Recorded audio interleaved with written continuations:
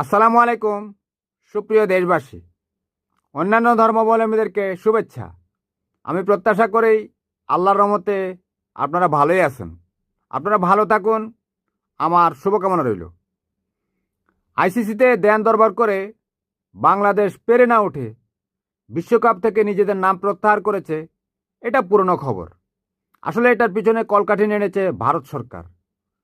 কারণ আপনারা জানেন, বাংলাদেশি সন্দেহে ভারতে অনেক ভারতীয়কে এই গণপিটুনি দিয়ে গণহত্যা করে ফেলা হয়েছে।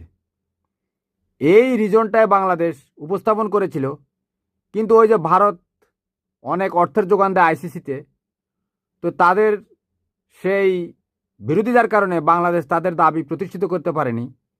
England, Australia, Bharat, south Africa সবাই বাংলাদেশের বিপক্ষে ভোট দিয়েছে। বুঝতে পেরেছেন?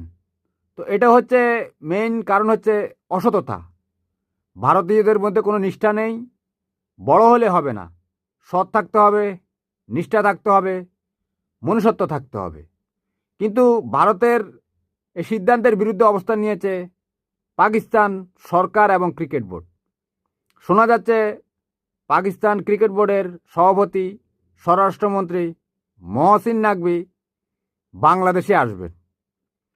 হয়তো এই 30শে জানুয়ারি অথবা 2রা ফেব্রুয়ারি পাকিস্তানের প্রধানমন্ত্রী শাহবাজ শরীফ সিদ্ধান্ত জানাবেন যে পাকিস্তান বিশ্বকাপে অংশগ্রহণ করবে কি না। কিন্তু তার আগে মহসিন নাকভি বাংলাদেশে আসবেন। তো বাংলাদেশে আসলেই তারা হয়তো ভারতের বিরুদ্ধে কোনো অ্যাকশনে যেতে পারে। হয়তো ভারত পাকিস্তান ম্যাচ তারা বয়কট করতে পারে, বা অন্য কোনো উপায় নেবে। না নিলেও আমাদের কিছু যায় আসে না। ওই যে অসৎ একটা কথা বলেছিলাম, নিষ্ঠা নেই, ওই জিনিসটার একটু ব্যাখ্যা করি। বহু আগে আমি একটা নিউজে পড়েছিলাম, হয়তো কঙ্গো অথবা নাইজেরিয়ার একটা যৌনকর্মীর খবর। ওই যৌনকর্মীকে কোনো একটা নষ্ট পুরুষের টাকা দিয়ে যৌন সঙ্গম করেছে।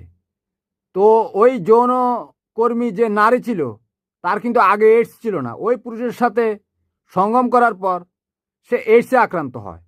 এরপর ওই নারী ক্ষিপ্ত হয়ে সে সিদ্ধান্ত নেয় সে 5,000 পুরুষকে এই এইডস আক্রান্ত করবে। তো সে যেই পুরুষকে পেত তার সাথে শুয়ে পড়তো। কারণ তার উদ্দেশ্য ছিল কি, যে ওই যে একটা পুরুষ তার সাথে অসততা করেছে, ছলনা করেছে, কন্ডম ছাড়া তার সাথে শারীরিক সঙ্গম করেছে, ওই প্রতিশোধ নেওয়ার জন্যই এটা করেছে। তো ভারতীয়রা ঠিক সেরকম, এদের মধ্যে নিষ্ঠা নেই, সততা নেই, সৎ